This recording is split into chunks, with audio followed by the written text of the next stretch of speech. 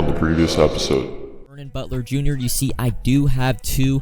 I picked one up originally for $365K, and then you see I pick up another one right here for $363K. I think this is a very good investment. The player really is not that good.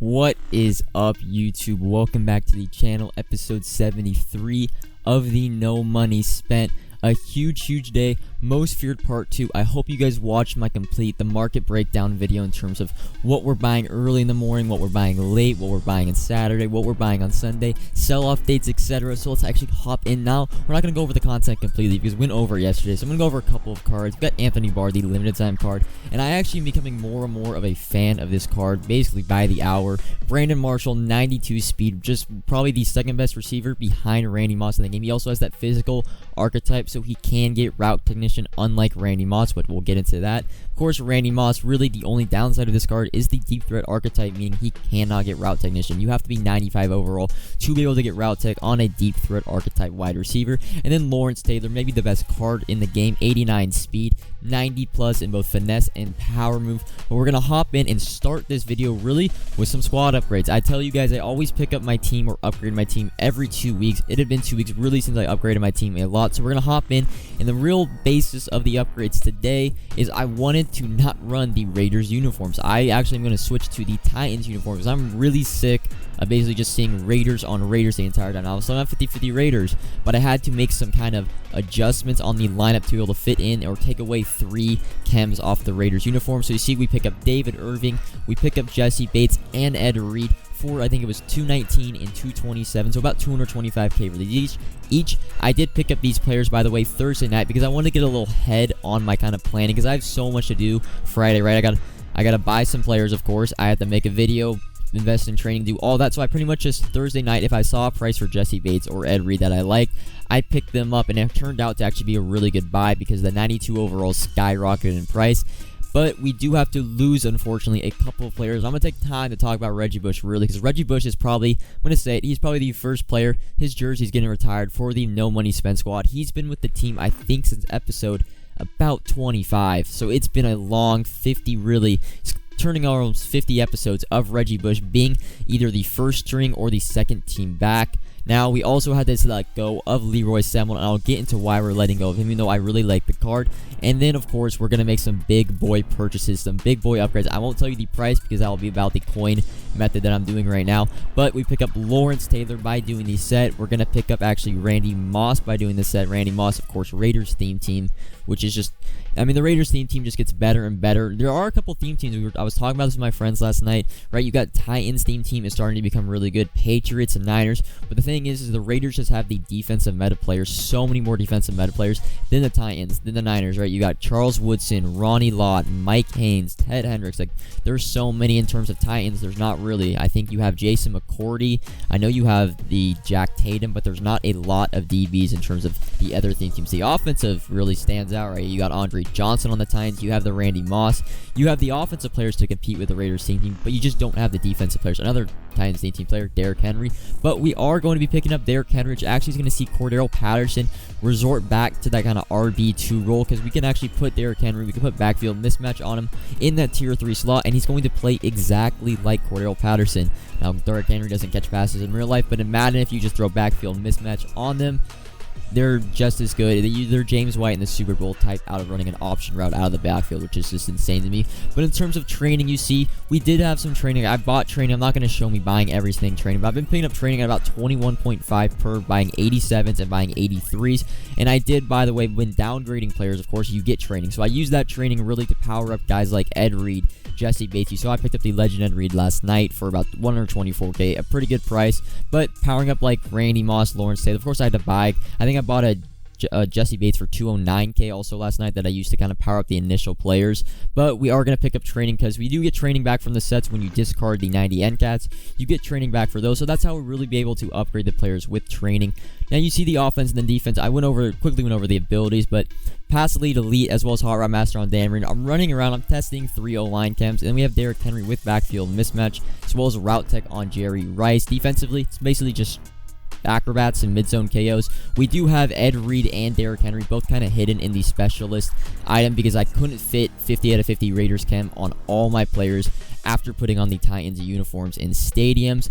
But another player, I don't know if I passed over yet, but this is basically the defense. Another player I passed over, we're actually going to be using J.J. Watt at the defensive tackle position, and I'll tell you why. They updated, and I'll show you, they updated all the most feared strategy items. So there was a glitch last weekend where you can put most feared strategy items in, and you're able to use them in head-to-head, so you get plus 10 speed, plus 10 height, a bunch of different things. But yeah, you see J.J. Watt as our rush defensive tackle. I actually have to get rid of Jalen Ramsey, and I'm going to be running Ronnie Lott as my slot corner because I couldn't get enough. I'm really at 55 out of 55 players for the roster. I couldn't fit in another player. I had to take out Jalen Ramsey. So I haven't sold Jalen Ramsey yet. He's just really chilling in my binder. I'm still deciding really if I'm going to like J.J. Watt at D-tackle or if I'm going to put Jalen Ramsey back in and kind of buff my DBs. But here it is. Scary speed. They made it to where you can use it in head-to-head. You get plus 2 speed, but you get -4 height, but you also get plus 10 to like skill. And you see finesse move plus 10 on J.J. Watt. He gets plus 2 speed, so he has 93 power move, 97 finesse move, and I think he's going to be, what, 6'1"? He is already like 6'5" or 6'6", so he's not even going to be that short. That doesn't really matter for D tackles. So that's going to be really the squad update, what I'm really working with right now. We're going to hop in now to the investing. You see, remember, we picked up this Butler card for 365k each. They're chilling about 480, probably going to sell Saturday night or Sunday afternoon, trying to get around 500. Unfortunately, our most feared investments really haven't panned out that well. Right, we picked up J.J. Watt for 280 and Travis Kelce for 290. They're both hovering around 310. Really should have sold them, and I talked about this in the Market Monday video yesterday. We should have sold them last Sunday night when they were both around 350k. I'm going to try to get rid of them for 330 later on this weekend. But in terms of how I'm doing with the core elites that got cards, and I was pretty spot on most of the core elites, being we don't sell yesterday, but we sell in the morning Friday. Joel Bitonio this morning was actually 15k. He's gone up about 8k, and that's why you see me list them. I've been really patient. I think you guys should be really patient with your core elite investments that really hit for the most feared cards, that being Joel Bitonio, Marshawn Lattimore, those type of cards. Now, Gronk actually is going to be one card that was 20k yesterday. He's kind of down to around that 15k mark, and I think because of that is Gronk's just not being like bought, really. Like, he's a 93 overall. He costs 400,000 coins. No one really is going to want Gronk for 400,000 coins. He's not going to be in everyone's squad. Not everyone's going to have an NCAT of him. So that's why his core elite really is not at where I thought it would be. It's 20k yesterday. It's down to 15k. I'm going to try to squeeze 20k out of it over the weekend. But you see Marshawn Lattimore, 15, 16. He's really around 18 to 20k. So I'm going to try to get 22 to 23. Remember, just be really patient with these core elites. They're going to be bought. So they're very frequent on the market. They're hot cards, right? So they're being bought and sold really, really frequently. So the price will really fluctuate probably throughout the weekend. Try to get a good price for your core elites in terms of if you want to sell off investments, etc. But hopping into the most feared limiteds. Now, most feared limiteds now are 94 overall, and it really seems like the pack rate they're being pulled at is significantly less. So these are almost, now I really think these are kind of like the Thursday limited time cards. Now, Anthony Barr started at 300k. He went up to 370. He's down to 330 again. He'll probably sell at around that 300k mark tomorrow afternoon, and I will be picking up 1 or 2 of him. And then Brandon Marshall, I actually really like as an investment. Not right now at 780, but if he gets down to around that 600k mark tomorrow afternoon, I really like that just because he is one of the best receivers in the game. The most feared strat items are going to be relevant for 2 weeks, so at 2 weeks, Brandon Marshall's probably is the best receiver in the game, opposite of Randy Moss. In terms of actually the Thursday limiteds, I don't actually like the investments this week.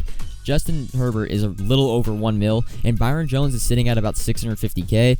I would really only invest in Byron Jones if maybe 550k, I'd probably buy 1, and then Herbert I'm not really touching because nothing makes him unique as a quarterback to justify his price. If he was like 700, 800k, I probably would buy 1, but Herbert really is just all hype in terms of like, he doesn't get any unique abilities. He is the fastest hot route master, but if you really want to, it's like +5 speed from Dan. I mean, just pick up Dan Marino if you really want a hot route master, unless you're a Herbert fan. But now we're going to get into the juicy part of this video, and that's going to be the coin making methods. What am I doing right now? And now these prices are ever changing, right? I recorded this, I think, at about 9:30 my time in the morning. I'm commentating this at about 11, but I have checked the prices for these cards and they're relatively the same. They're actually a little higher in terms of our sell rates. So what the method is going to be pretty much is going to be around the Randy Moss set. So we're going to be buying either training or we're going to be buying cards to complete a 90 set. Now for the training wise, we are going to be targeting 21.5 coins for training, which of course is cheaper. The market did drop in training right now. Currently in the morning it did. Basically, the 92s are going for about 24, but you can pick up 83s for under 7.3K, and that ends up equaling 21.5 points for training. You can also pick up 87s if you're feeling a little, it's more competition on these snipes, but if you pick them up for 32,250, that is also 21 coins for training. So you kind of can go back and forth on the filter. The 87s are a little harder to get, but you can get some much better snipes, and it's like you don't have to buy as much. I believe it's 64 total 83s that you need for the total of 22,000 training. That's how much it costs. That's going to be 4 90s that you pull in the reroll pack in the trading store for Randy Moss. So 22,000 training to complete Randy Moss. Of course, we've been buying at 21.5 training or below, and that ends up equaling, as you see, I actually got really lucky, by the way, with this. I buy a bunch of players, and I just happened to literally get exactly 22,000 training. Great timing with the video. Didn't have to buy any extra players and waste time. But you're seeing, I'm going to go through. You just pretty much choose the training pack. You buy 4, 5,500 each. So the cards are actually going to cost you, after you add everything up, right, 21.5 times 5,500. It's going to be 118K per 90. 118 times 4, I believe, is 473K if my math is correct. And as well, you quick sell all the 4 NCATs you get back for 5K total training. So 5K total training times 21.5. I kind of forgot this math. I'm not going to lie. I got to pull up my phone. I don't want to ruin this. This is pretty good commentary. 21.5 times 5,000. That's going to be 107,000. We spent 473. So we take that. Well, it's not 107,000 from trading. We're actually not going to take that. You're going to see 118K for those 4 players. And the 93 Moss sells for 410. He's actually, I think, at 420 right now. And the power up is selling for about 35K. So that's going to be 445K total for those 2 cards. You minus the 45K tax. And you're going to get back 400K for the set in terms of value back from Randy Moss, and we spent 473K. So we're basically getting 73K worth of training, as we saw, about 21.5 times the 5,000. 73K training for basically 170 or 107K worth of training for 73K worth of training. Sorry, the numbers are getting to me, which equals 14.6 points per training. You know, we've been buying at 21.5, so 14.6 is a significant cheaper option to get training. This method will probably, of course, the margins will get smaller and smaller and smaller, but there's a lot of room to grow. And then another way to do this in a little cheaper way is actually to do the 90 set. You remember, we pick up 87s at under 32,250, and you can pick up 85s at just under about 18K. That's not too hard of a snipe, and it actually ends up equaling about 118K for the set. But I choose Eric Rowe here because the power up sells for about 7,000 coins, so it ends up equaling, right? You can just do 4 Eric Rows if you want. Why I chose Eric Rowe? He is the only card to get a gold to elite, so he never had a power up before today. That's why his power up is quite expensive. So it ends up being 112K per 90 instead of 118K. So really, I'm not going to show the math, but it ends up being, I think, 450K to do the set. And remember, we get back 400K from selling Randy Moss. So really, you're going to be getting like 60K worth of training or 107K worth of training for 60K, about like 12.5 points per training. So that's another way to do those Randy Moss sets. I'll show you Randy Moss does sell at the end of this video. And then the last method, this is really for if you don't have a lot of coins, because you are going to need about 400,000 coins to do those sets. So maybe if you don't have as many coins, and it's really just going to be the 85-86 exchange method. You saw I pulled Justin Simmons. I went over it pretty fast, but I pulled Justin Simmons, the tight end Ozuma or whatever his name was, and then another 85, and I actually break even on the set because it costs about 21K to complete the set. I got the Justin Simmons sold for 30, the Uzama sold for 22, and then the Bradley Chubb sold for, I believe, 18,000 coins, and it literally ends up equaling, right, it's 21K for the set. I do it 3 times, so 63K, and I think I actually get back exactly 63K after tax. So pulling 285s and 186 breaks even. If you pull 286s, you're in guaranteed profit. You saw all the cards really sold, not the Uzama, but I think Uzama and Justin Simmons sold. Bradley Chubb did not sell, but you saw the Randy Moss sold. So that's going to be the end of this video. I wanted to kind of rush this video out in the morning. I know it's a more typical later upload, but I wanted you guys to get on these coin methods as fast as you can. I've only done them once or twice because I prioritize really you guys. I try to get this video out as fast as possible so you guys can take advantage of these methods to get some fast coins. But that's gonna be all for this episode 73 of the No Money Spent. Subscribe if you're new, comment if you have any questions, like if you enjoyed the video, and until next time, peace.